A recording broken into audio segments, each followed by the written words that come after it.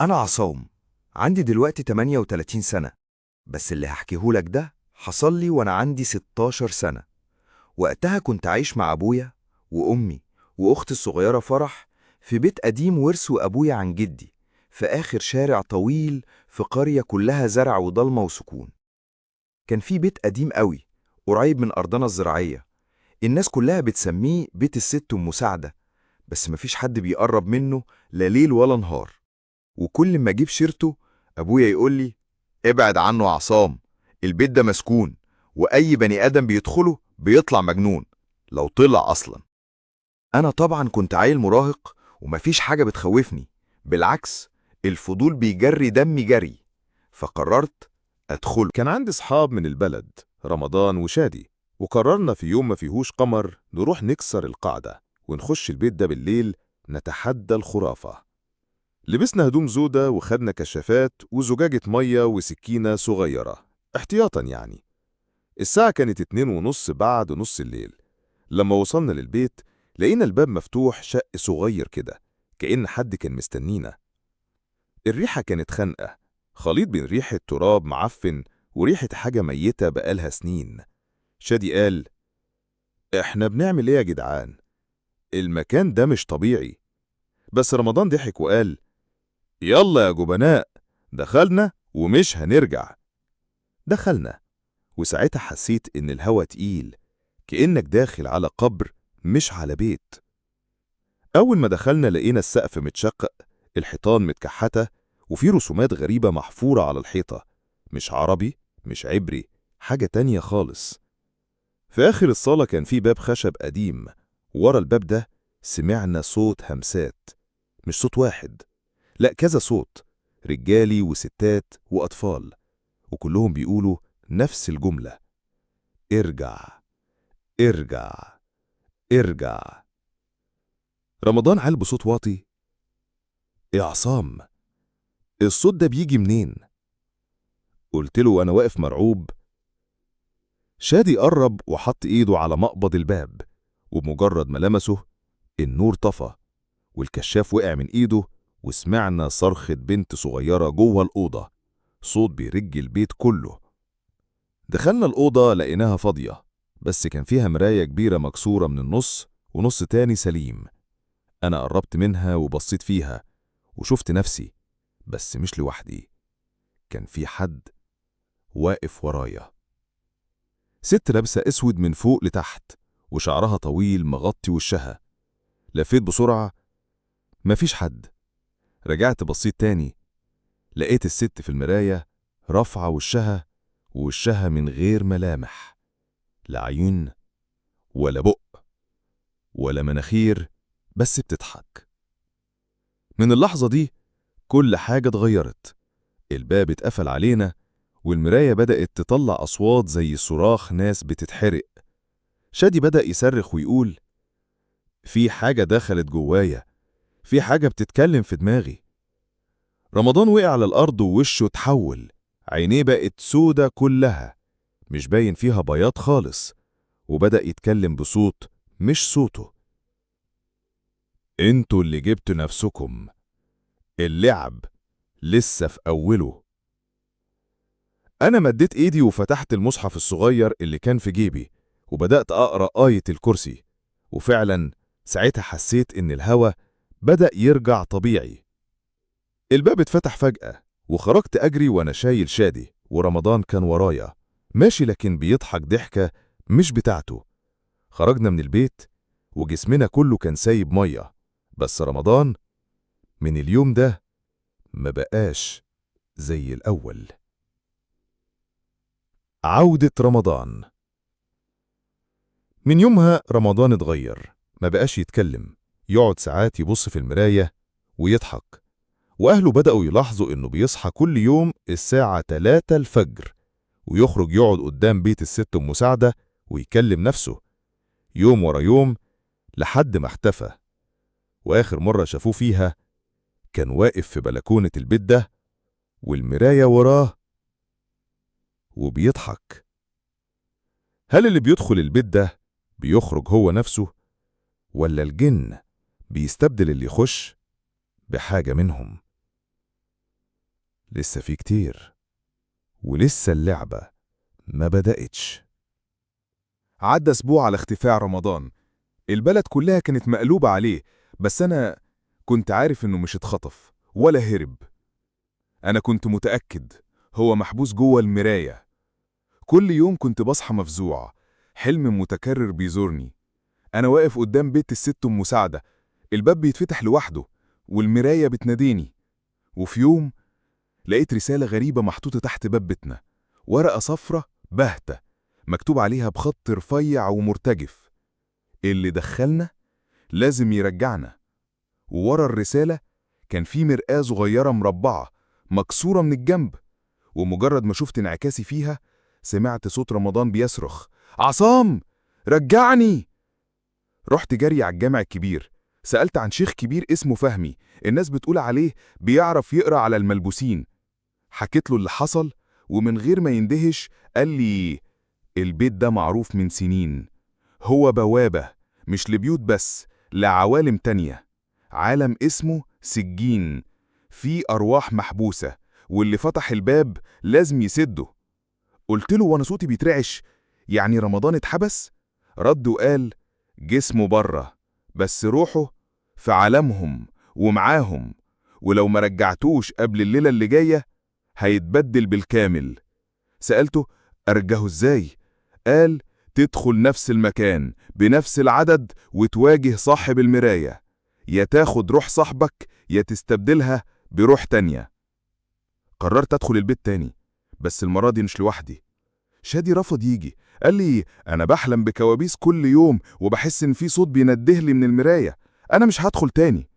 فضلت أدور لحد ما لقيت رقية، بنت صغيرة عندها 14 سنة، عندها حاسة غريبة، بتشوف اللي احنا منشوفهوش. أمها قالت لي: رقية بتشوف الجن من وهي عندها 6 سنين، بس بيخافوا منها لأن عندها نور بيحرقهم. أنا اترددت، بس ما كانش قدامي حل. دخلنا البيت الساعة 1 بعد نص الليل. المرة دي كان في ريحة بخور محروق، والأرض مبلولة رغم إن مفيش سقف. رقية قالت بصوت واطي: في أكتر من واحد هنا، بس في واحد كبيرهم واقف جوه المراية وبيستنانا. قربنا من نفس الأوضة، ولقينا المراية القديمة رجعت كاملة وسليمة، بس الغريب إن وشي ما كانش باين فيها، كان باين فيها وش رمضان بيعيط. ورا ظهره كائن طويل جدا، جسمه مش متناسق ودراعه أطول من التاني، ووشه مفهوش غير فتحتين زي الفحم المحروق. رقية قربت من المراية وبدأت تتمتم بكلام غريب مش عربي. المراية بدأت تهتز وتتشقق، وفجأة خرج من جواها إيد سودة طويلة مخلبية وسحبت رقية لجوه. أنا صرخت: رقية! لكن قبل ما ألمس المراية فتحت زي باب، وشفت نفسي جوه مكان كله ضباب وبيوت طايرة في الهوا وأصوات صريخ من كل الاتجاهات. رمضان كان مربوط في سلسلة من نار، كل شوية يشده كائن من غير ملامح. رقية كانت واقفة قدامه وإيديها مرفوعة وبتقول: أنا النور اللي ما يتكسرش، اخرج يا ابن النار. الكائن اللي اسمه صاحب المراية بدأ يصرخ، صوت كأنه 1000 بني آدم بيعيط في وقت واحد. رقية صرخت: عصام، لازم تختار، يا تاخد رمضان وتسيبني يا تاخدني وتسيبه. أنا اتجمدت، قلبي كان هينفجر، بس رقية قالت لي: أنا مش بنت عادية، أنا مش منكم أصلا، أنا كنت محبوسه في عالمكم ورمضان فتح لي الطريق. وقبل ما اتكلم سابت ايدي ومدت ايديها لرمضان ولمسته، وفجأة رمضان وقع على الأرض والضباب اختفى، وأنا فقت قدام الجامع. عودة رمضان وتغيره. رمضان رجع، بس من وقتها ما بينامش وبيقول: أنا شفت العالم التاني، ورقية لسه هناك بس مش لوحدها. رقية اختفت ولا حد شافها ولا أمها سمعت عنها تاني، وكل يوم الساعة 3 الفجر المراية في أوضتي تلمع لحالها واسمع صوتها بتضحك. بعد اللي حصل مع رمضان ورقية، حياتي ما رجعتش طبيعية. بقيت كل ليلة أصحى الساعة 3 الفجر على صوت بيقول اسمي: عصام. وأكتر حاجة كانت مجنناني إن كل مراية في البيت بقت تعكس حاجات مش موجودة. أوقات أشوف أوضتي فاضية وأنا واقف وسط ناس غريبة لابسين لبس قديم وشهم مش باين، بس كلهم بيبصولي. وأكتر حاجة كانت بتقهرني، كل ما أقرأ قرآن المراية تتشقق لحالها. قررت أروح للشيخ فهمي تاني يمكن يفهمني اللي بيحصل. دخلت الجامع، لقيت الناس مجتمعين وشوشهم كلها حزن. سألت: في إيه؟ الشيخ فهمي حصل له حاجة؟ واحد رد: الشيخ اختفى من 3 أيام، ساب وراه مصحف متقطع ومراية محطوطة في محراب الجامع. المراية دي أنا عارفها، كانت نفس المراية الصغيرة اللي جات لي مع رسالة رمضان. أنا فهمت، الدور عليا. في الليلة دي قررت أراقب نفسي، علقت كاميرا قدام مراية أوضتي ونمت. لما صحيت شغلت التسجيل ولقيت نفسي واقف قدام المراية الساعة 3 بالظبط، نايم بس واقف، وعينيه مفتوحة بس سودة. وقلت بصوتي لكن مش بنبرتي: أنا جهزت المكان، البوابة هتفتح الليلة، وآخر عين هتتفتح العين التالتة. أنا اتجمدت. العين التالتة يعني إيه؟ الليلة اللي بعدها سمعت صوت في ودني، همس غريب: لو عايز الحقيقة خش جوه مراية الجامع. رحت هناك ولقيت المراية اللي اتكلموا عنها كانت متغطية بخيش سميك. شلت الغطا ولقيت نفسي فيها، بس مش في لبسي ولا بشكلي. كنت لابس جلابية سودة وعلى جبهتي مرسوم رمز غريب زي عين جوه دايرة جواها نار. وفجأة المراية شقت نفسها وسحبتني. أنا كنت جوه حاجة مش مفهومة، زي متاهة كاملة من المرايات، كل مراية فيها أنا مختلف.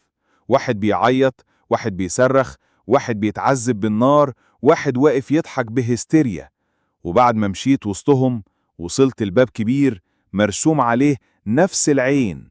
الباب فتح لوحده وطلعت لي هي رقية، بس مش صغيرة. رقية كانت ست طويلة لابسة هدوم سودة وعينيها مولعة نار حقيقية. قالت لي: أنا مش بشر، أنا واحدة من الحراس اللي بيقفوا على باب سجين. لما دخلت أول مرة كسرت التوازن ورمضان فتح البوابة، بس كنت أنا اللي محتاجة أتحرر. دلوقتي بقيت حرة، وبقيت أنت لازم تمسك مكاني. قلت لها: يعني أنا أموت؟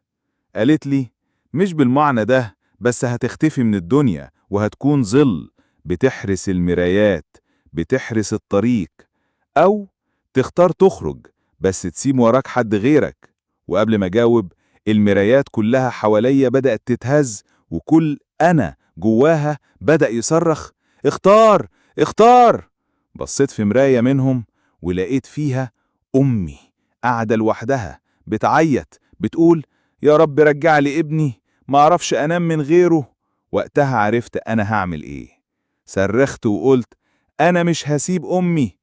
وقريت بصوت عالي: اللهم اني اعوذ بك من الخبث والخبائث ومن شر ما خلقت. وفجأة كل المرايات اتكسرت والمكان انهار، وصحيت في سريري وانا متغرق عرق والدنيا ضلمة. الناس فاكرة اني عادي، بس أنا عارف. كل يوم الساعة 3 كل مراية بتلمع وأشوف انعكاسي، بس بشكل القديم اللي جوه. أنا خرجت، بس مش لوحدي، في حاجة خرجت معايا وعايشة جوايا. ولحد النهاردة كل اللي دخلوا البيت ده اختفوا، وأنا بقيت الحارس الجديد، حارس العين التالتة.